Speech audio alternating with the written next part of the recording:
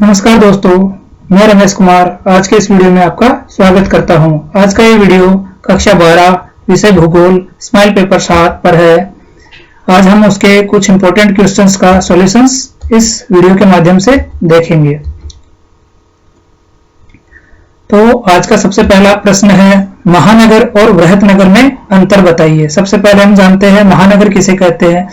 जिन नगरों की जनसंख्या 10 लाख अथवा 10 लाख से अधिक होती है, ऐसे नगरों या अधिवासों को महानगर अथवा मेट्रो सिटी कहा जाता है। जैसे जयपुर, जोधपुर और कोटा इसके उदाहरण हैं। अब दूसरा है बृहत नगर। बृहत नगर उन नगरों को कहा जाता है जहां की जनसंख्या 50 लाख या 50 लाख से अधिक होती है। यह अत्यंत विशाल नगर होते हैं। इन अत्यंत विशाल नगरों को बृहत नगर अथवा विश्व नगरी और मेगालोपोलिस के नाम से जानते हैं। अगला प्रश्न देखते हैं, विश्व में पाए जाने वाले 2 शीतोष्ण घास मैदानों के नाम बताइए। विश्व में पाए जाने वाले शीतोष्ण घास के मैदान निम्न प्रकार से हैं। इन घास के मैदानों को अलग अलग स्थानों पर अलग अलग नाम से जाना जाता है। जैसे यूरेशिया में इन शीतोष्ण घास के मैदानों को स्टेपीज के नाम से जाना जाता है। उत्तरी अमेरिका में इन्हें प्रेरीज के नाम से जाना जाता है। अर्जेंटीना में इन्हीं घास के मैदानों को पंपाज के नाम से जानते हैं। दक्षिण अफ्रीका में इन घास के मैदानों को वेल्डेस के नाम से जाना जाता है। ऑस्ट्रेलिया में इन्हीं घास के मैदानों को डाउन्स कहते हैं और न्यूजीलैंड में इन्हें कैंटरबरी के नाम से जानते हैं। इस प्रश्न में केवल 2 घास के मैदानों का नाम पूछा था, 2 शीतोष्ण घास के मैदानों का, तो इनमें से आप कोई भी 2 घास के मैदानों का नाम लिख सकते हैं। अगला प्रश्न देखते हैं, स्वामित्व के आधार पर विनिर्माण उद्योगों को वर्गीकृत कीजिए। सबसे पहले हम उद्योग को कितने आधार किस प्रकार से विभाजित किया जाता है यह समझ लेते हैं। विनिर्माण उद्योगों का वर्गीकरण उनके आकार, कच्चे माल, उत्पाद व स्वामित्व के आधार पर किया जाता है। स्वामित्व के आधार पर उद्योगों को 3 भागों में बांटा जाता है। सबसे पहला है सार्वजनिक क्षेत्र के उद्योग। सार्वजनिक क्षेत्र के उद्योग किसे कहते हैं? सार्वजनिक क्षेत्र के उद्योग वे उद्योग होते हैं जो सरकार के नियंत्रण में होते हैं। अधिकांश साम्यवादी देशों में अधिकांश उद्योग सार्वजनिक व मिश्रित अर्थव्यवस्था वाले देशों में ये उद्योग निजी व सार्वजनिक दोनों प्रकार के होते हैं। उदाहरण है भारतीय रेल।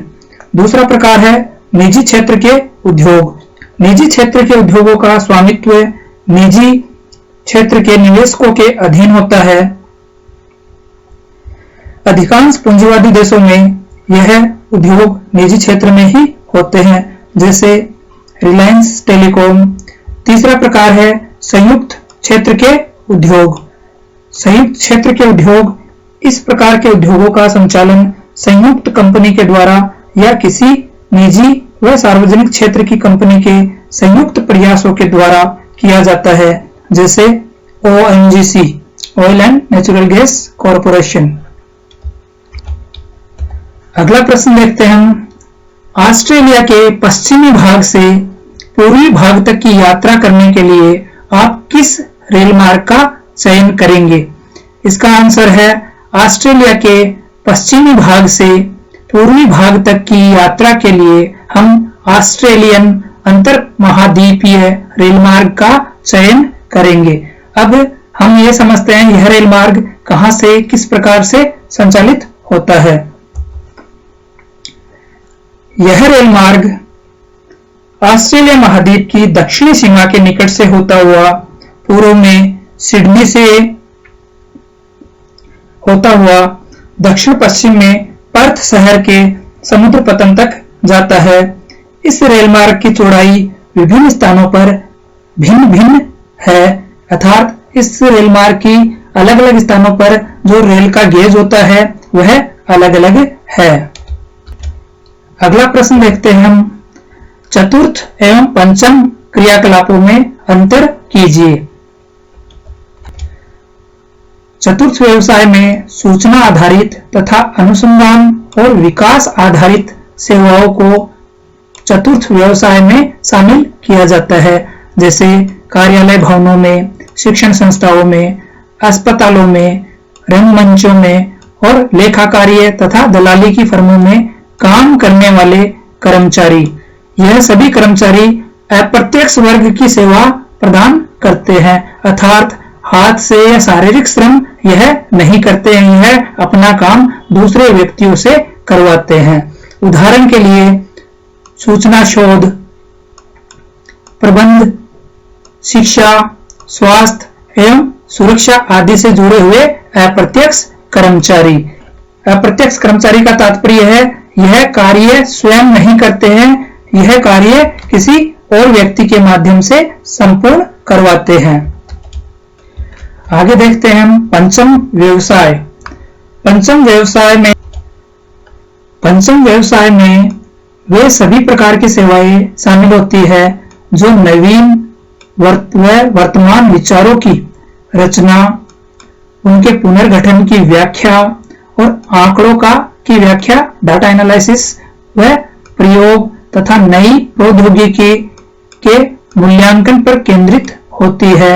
उदाहरण के लिए कार्यकारी निर्माणकर्ता, अनुसंधान, सरकार, कानूनी व तकनीकी सलाहकार। चतुर्थ और पंचम व्यवसाय दोनों समान से है, दोनों में थोड़ा सा ही अंतर है। थोड़ा सा अंतर यह है, एक तो पंचम व्यवसाय चतुर्थ व्यवसाय से उच्च श्रेणी का व्यवसाय है। दूसरा अंतर इन दोनों में यह आता है कि चतुर्थ व्यवसाय में भी अप्रत्यक्ष कर्मचारी होते हैं, पंचम व्यवसाय में भी अप्रत्यक्ष कर्मचारी होते हैं। अंतर केवल इतना है कि पंचम व्यवसाय में संलग्न व्यक्ति चतुर्थक व्यवसाय पर अपना नियंत्रण करते हैं, अर्थात पंचम व्यवसाय करने वाले या पंचम व्यवसायी अपना कार्य चतुर्थक व्यवसायियों से करवाते हैं। चतुर्थक व्यवसायी पंचमक व्यवसायियों के अधीन रहकर कार्य करते हैं। अगला प्रश्न देखते हैं, ट्रांस साइबेरियन रेल मार्ग का विस्तार व महत्व लिखिए। सबसे पहले हम ट्रांस साइबेरियन रेल मार्ग का विस्तार देखते हैं। यह रेल मार्ग विश्व का सबसे अधिक लंबा रेल मार्ग है।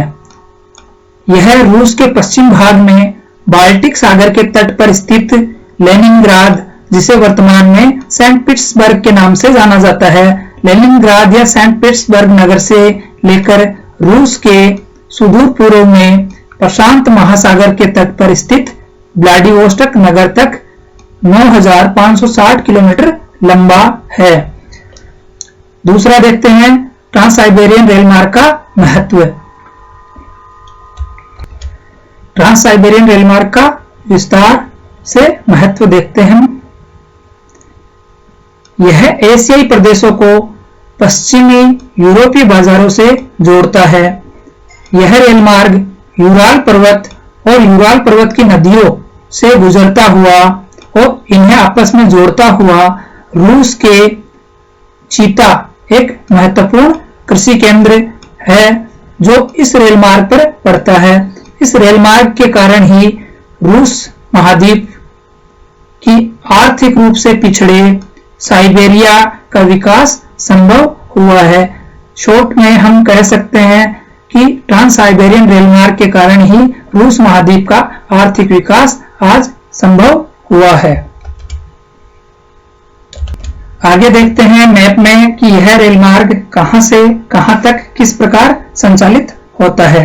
सबसे पहले यह रूस के बाल्टिक सागर के तट पर स्थित लेनिनग्राद, जिसे वर्तमान में सेंट पीटर्सबर्ग के नाम से जाना जाता है, सेंट पीटर्सबर्ग से होता हुआ Moscow, Kazan, Yekaterinburg, Tyumen, Omsk, Novosibirsk, Krasnoyarsk, Angarsk, Chita, Khabarovsk होते हुए व्लादिवोस्टोक तक जाता है।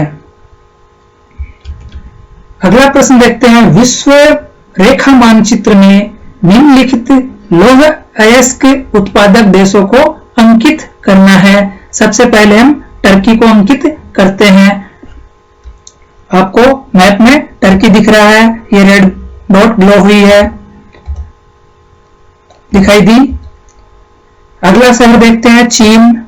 चीन में ये रेड डॉट जहां ग्लो हो रही है वह चीन है। तीसरा शहर है रूस। रूस आपको रेड डॉट ग्लो हो रही है वह दिख रहा है। और चौथा है दक्षिण कोरिया। दक्षिण कोरिया रेड डॉट ग्लो हो रही है, दिखाई दिया। तो यह विश्व मानचित्र में लौह अयस्क उत्पादक देशों का अंकन है। अगला प्रश्न हम देखते हैं। अगला प्रश्न है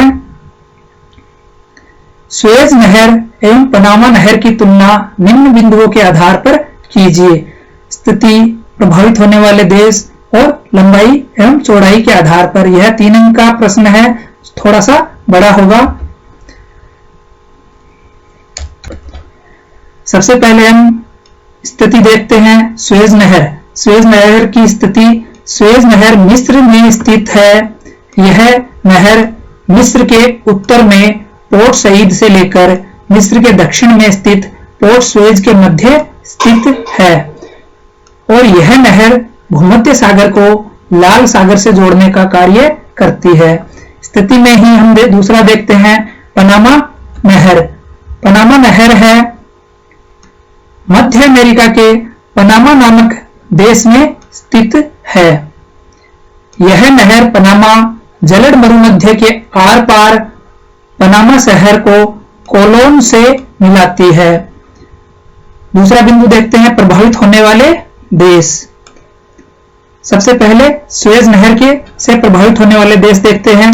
इस नहर से सर्वाधिक प्रभावित होने वाले या लाभान्वित होने वाले देशों में उत्तरी अमेरिका और यूरोपीय देश शामिल है। अन्य देशों में सऊदी अरब, इराक, ईरान, सिंगापुर, इंडोनेशिया, चीन, जापान, पाकिस्तान, भारत, श्रीलंका, म्यांमार और थाईलैंड जैसे एशियाई देश शामिल है। पनामा नहर से प्रभावित होने वाले देश देखते हैं। इस नहर से सर्वाधिक लाभ संयुक्त राज्य अमेरिका को हुआ है। इस नहर से उत्तरी अमेरिका व दक्षिण अमेरिका महाद्वीप के विभिन्न देश आपस में जुड़े हुए हैं। वर्तमान में पनामा देश इस नहर से सर्वाधिक लाभान्वित हो रहा है। तीसरा बिंदु देखते हैं लंबाई व चौड़ाई के आधार पर सुएज नहर और पनामा नहर की स्थिति। सुएज नहर की लंबाई देखते हैं। इस नहर की लंबाई अर्थात सुएज नहर की लंबाई 162 किलोमीटर है और इसकी औसत चौड़ाई 60 मीटर है। यह नहर 10 मीटर से अधिक गहरी है।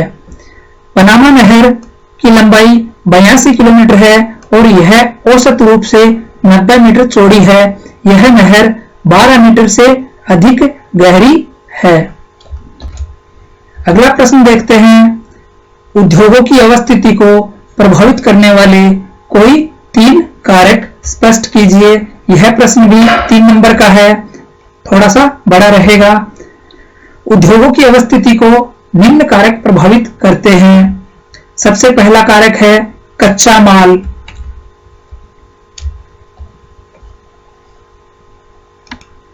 किसी भी उद्योग के विकास के लिए कच्चा माल सुगमता पूर्वक पर्याप्त व सस्ती दर पर प्राप्त होना अत्यंत आवश्यक है।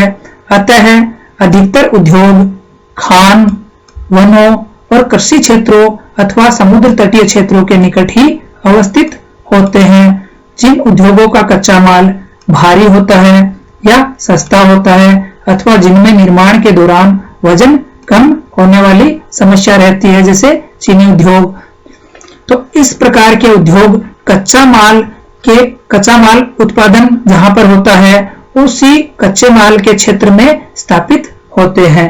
दूसरा बिंदु देखते हैं हम।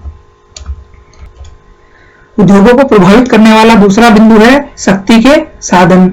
शक्ति के साधन से मतलब तात्पर्य है ऊर्जा के संसाधन। शक्ति के साधन का सुचारू एवं सुगम रूप से मिलना उद्योगों के केंद्रीयकरण एवं विकास के लिए अत्यंत आवश्यक है। शक्ति के प्रमुख स्रोत जैसे कोयला, पेट्रोलियम, जल विद्युत, प्राकृतिक गैस और परमाणु ऊर्जा है। लौह इस्पात उद्योग जैसे भारी उद्योग कोयले से शक्ति प्राप्त करते हैं, इसलिए लौह इस्पात उद्योग या तो कोयला क्षेत्र के नजदीक स्थापित होंगे, दूसरा है कोयले की खानों के समीप ही अवस्थित होंगे। इसी प्रकार का एक अन्य उदाहरण है एल्यूमीनियम उद्योग के लिए अत्यधिक मात्रा में बिजली की आवश्यकता होती है, इसलिए एल्यूमीनियम उद्योग भी उन स्थानों पर ही अधिकांश अवस्थित होता है जहां पर बिजली की उचित व्यवस्था हो, अर्थात शक्ति की उचित और सस्ती व्यवस्था हो। अगला बिंदु देखते हैं हम परिवहन व संचार के साधन। उद्योगों को अवस्थिति को प्रभावित करने वाले कारकों में यह भी एक महत्वपूर्ण कारक है। कच्चे माल को कारखानों तक लाने तथा तैयार माल को बाजार तक पहुंचाने के लिए तीव्र गति वाले और सक्षम परिवहन की सुविधाओं की आवश्यकता होती है। परिवहन लागत का औद्योगिक इकाई की अवस्थिति में महत्वपूर्ण स्थान होता है, अर्थात कच्चे माल को लाने के लिए परिवहन लागत कम होनी चाहिए और तैयार माल को बाजारों तक पहुंचाने के लिए भी परिवहन लागत कम होनी चाहिए। इस स्थिति को देखते हुए उद्योग ऐसे स्थानों पर अवस्थित होते हैं जहां पर परिवहन के उचित और सस्ते व सुलभ संसाधन उपलब्ध हो। अगला प्रश्न संख्या 10 जो 4 नंबर का है और विस्तार से जिसकी का उत्तर पूछा गया है।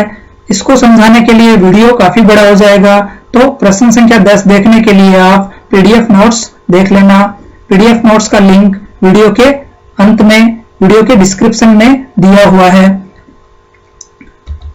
अगर आपको यह वीडियो पसंद आया हो तो वीडियो को लाइक, शेयर और सब्सक्राइब करना ना भूलें और आपसे निवेदन है वीडियो को पूरा देखें और इसे लाइक, शेयर और सब्सक्राइब अवश्य करें। धन्यवाद।